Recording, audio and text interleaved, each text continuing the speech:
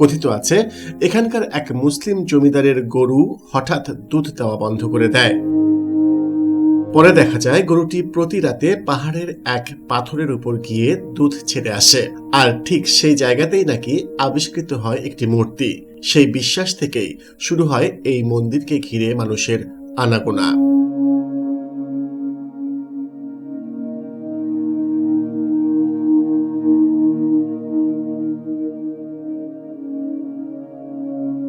এটা হচ্ছে আদিনাথ মন্দিরের যে পাহাড়, এটা মূলত মৈনাক পর্বত নামে পরিচিত।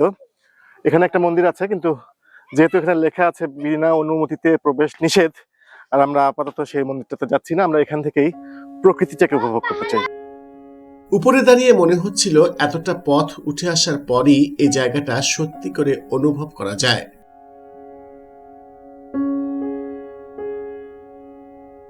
নিচে পানের বরজ, পাহাড়ের ঢাল, সবুজের পর সবুজ, দূরে দেখা যায় পাহাড় আর সাগরের রেখা। সব মিলিয়ে তৈরি হয় এক অন্যরকম অনুভূতি।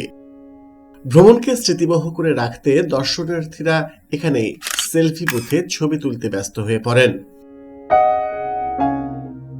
এই সৌন্দর্য উপভোগ করতে করতেই সামান্য সামনে এগোলে চোখে পড়বে মূল মন্দিরের এই বেদি। সোনালী রঙের আভা ছড়ানো এই মন্দির দেখতে অনেকটা সৌধের মতো। জনশ্রুতি ও ধর্মীয় বিশ্বাস অনুযায়ী এই মন্দিরের ভিত্তি বহু প্রাচীন।